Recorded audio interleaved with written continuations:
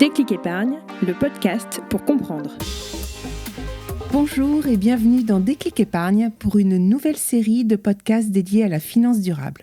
J'accueille à ce micro Cédric Laforest, responsable de la finance durable chez LCL. Bonjour Cédric. Bonjour Cécile. Alors Cédric, pouvez-vous nous définir ce qu'est la finance durable ? Alors la finance durable, c'est donner du sens à son épargne. En investissant par exemple dans des placements qui cherchent à contribuer à l'atteinte d'objectifs et qui répondent à des enjeux environnementaux, sociétaux et de gouvernance. Par exemple, le changement climatique, la rareté de l'eau, l'égalité des chances, la santé. Et comment la finance durable peut-elle contribuer à ces objectifs ? Alors, elle y contribue car ces placements peuvent intégrer un ou plusieurs indicateurs de durabilité de manière plus ou moins importante. Par exemple, la réduction des émissions de gaz à effet de serre, le volume des déchets valorisés, le respect des droits humains, l'égalité femmes-hommes. Et y a-t-il un risque associé à ce type d'investissement ? Oui, comme tout investissement financier, il présente un risque de perte en capital. Ces placements durables sont donc sujets à des fluctuations, à la hausse ou à la baisse, dépendant en particulier de l'évolution des marchés financiers. Sachez que la prise en compte des critères de durabilité est mentionnée dans la documentation juridique de l'instrument financier. On a le sentiment que ces placements se développent de plus en plus actuellement, mais quel accueil les Français leur réservent-ils en réalité ?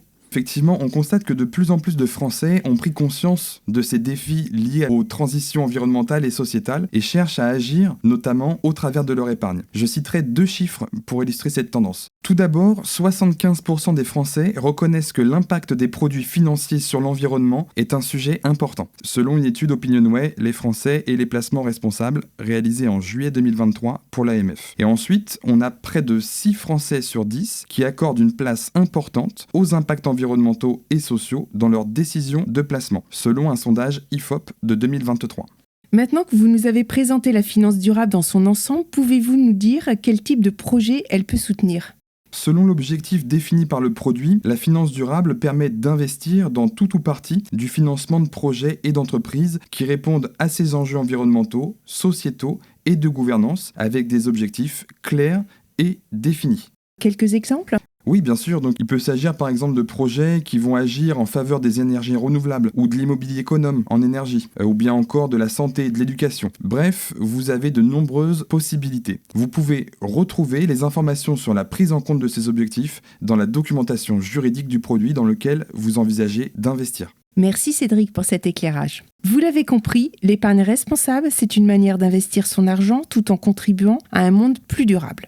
Votre conseiller LCL se tient à votre disposition pour vous proposer des produits d'épargne ou des investissements qui intègrent des critères environnementaux, sociaux et de gouvernance qui vous tiennent à cœur en fonction de vos objectifs, horizons d'investissement et tolérance au risque de perte en capital.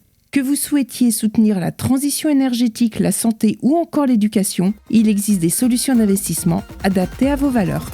Déclic Épargne, le podcast pour comprendre.